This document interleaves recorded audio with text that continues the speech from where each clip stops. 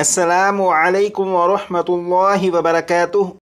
آسان اور مختصر تجوید القرآن کورس کی الحمدللہ یہ کلاس نمبر 44 ہے، اور کلاس نمبر 44 میں سورہ قریش کی آیت نمبر 3 اور 4 کو پڑھیں گے۔ یہاں سے سبق شروع کریں گے اور یہاں تک سبق کو پڑھیں گے، تو شروع کرتے ہیں۔ اعوذ باللہ من الشیطان الرجیم۔ آپ بھی پڑھیں گا۔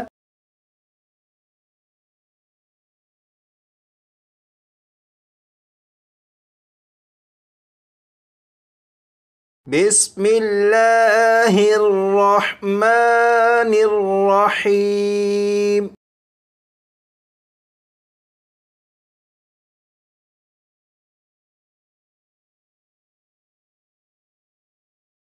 یہاں سے پڑھنا شروع کریں گے، اور یہ جو لفظ ہے یہ ہے فَلْيَعْبُدُوا۔ جب اس لفظ کو پڑھیں گے تو یہ جو لام ہے اس لام پر قلقلہ نہیں کریں گے، یعنی اسے اس طرح سے نہیں پڑھیں گے فل فل فل، اس طرح نہیں، بلکہ فل فل یعبدوا فل یعبدوا فَلْيَعْبُدُوا فَلْيَعْبُدُوا فَلْيَعْبُدُوا۔ 4 مرتبہ پڑھے گا۔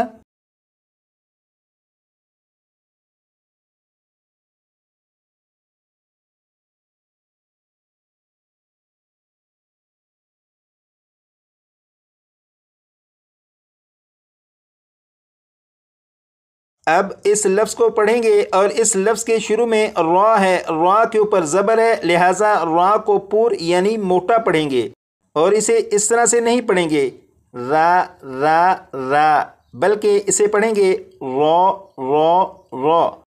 اب اس لفظ کو 3 مرتبہ میں اور 4 مرتبہ آپ، جیسے رب رب رب، 4 مرتبہ آپ۔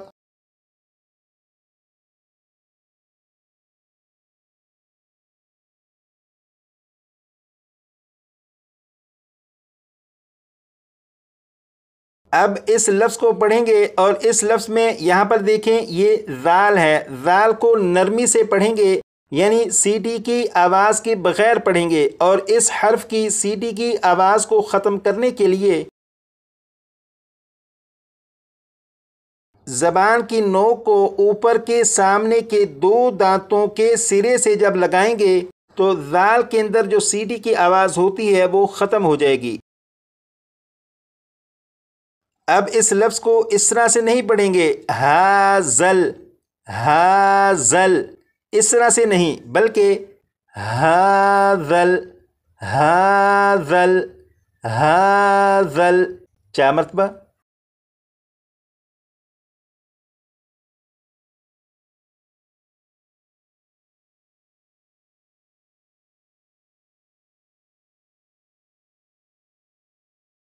یہ لفظ ہے بیتی، لیکن اسے وقف میں پڑھیں گے۔ جب وقف میں پڑھیں گے تو تا کے نیچے جو زیر ہے اسے ختم کر دیں گے اور تا کو ساکن پڑھیں گے، جیسے بیت۔ اور اسے پڑھتے ہوئے اس بات کا خیال رکھیے گا کہ جب آپ تا کو پڑھیں تو تا پر قلقلہ نہ ہو، یعنی اس طرح سے نہ پڑھا جائے بیت بیت، اس طرح سے نہ پڑھا جائے، بلکہ تا پر جب آپ پہنچے تو آواز ختم ہو جائے، جیسے بیت بیت بیت، 4 مرتبہ۔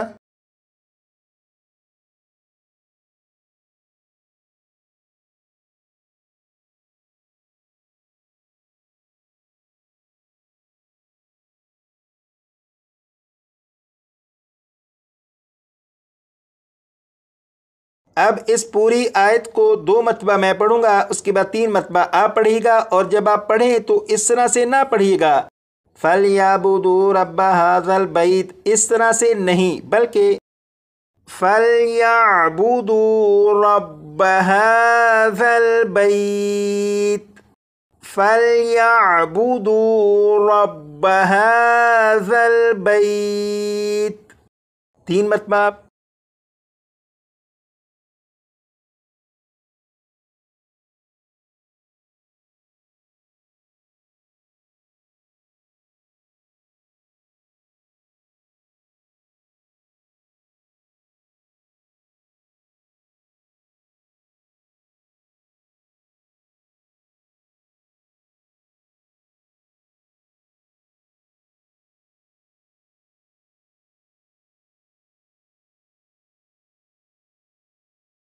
اب ان دو الفاظ کو پڑھیں گے. اس لفظ میں آپ دیکھیں یہاں پر مد منفصل کی علامت ہے تو اسے 2 یا 2.5 الف کے برابر کھینچ کر پڑھیں گے.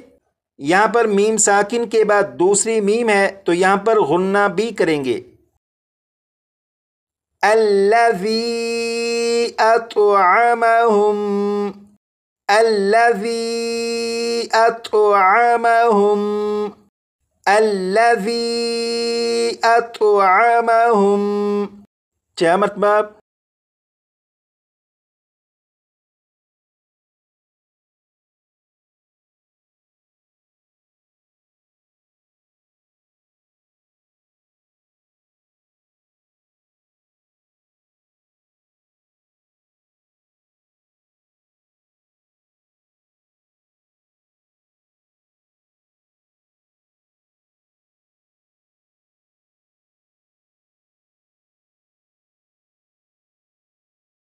اب ان دو الفاظ کو پڑھیں گے. یہاں پر دیکھیں نون ساکن کے بعد جیم حروف اخفا میں سے ہے، لہٰذا نون ساکن میں اخفا ہوگا، یعنی نون ساکن میں غنہ کر کے پڑھیں گے.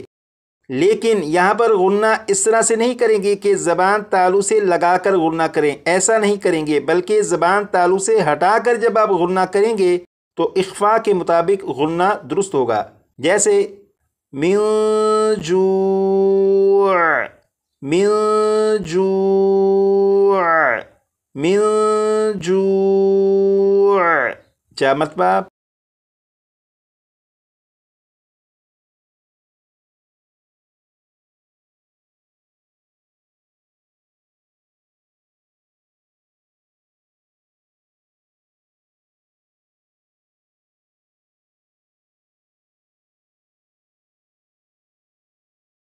اگر اس لفظ پر وقف نہ کرنا ہو بلکہ اس لفظ کو آگے اس لفظ کے ساتھ ملا کر پڑھنا ہو تو پھر یہاں پر تنوین اور تنوین کے بعد واو حروف یرملون میں سے ہونے کی وجہ سے یہاں پر ادغام ہوگا اور پھر اسے اس طرح پڑھیں گے جوع و آمنہم.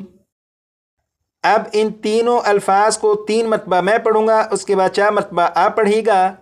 لیکن یہاں پر آپ دیکھیں یہاں پر میم ساکن کے بعد دوسری میم ہے تو یہاں پر غنہ کر کے پڑھیں گے. یہاں پر نون ساکن کے بعد خا حروف حلقی میں سے ہے تو یہاں پر نون ساکن کو ظاہر کر کے پڑھیں گے. وَآمَنَهُم مِّنْ خَوْفٍ، وَآمَنَهُم مِّنْ خَوْفٍ. کیا مطلب؟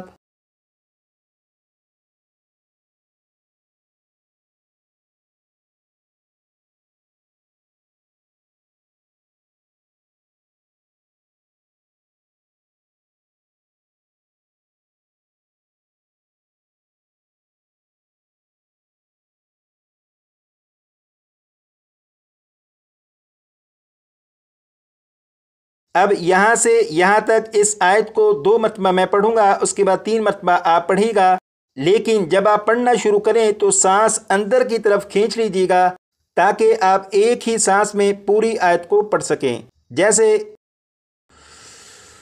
الذی اطعمہم من جوع و آمنہم من خوف. الذی اطعمہم من جوع و آمنہم من خوف. 3 مرتبہ.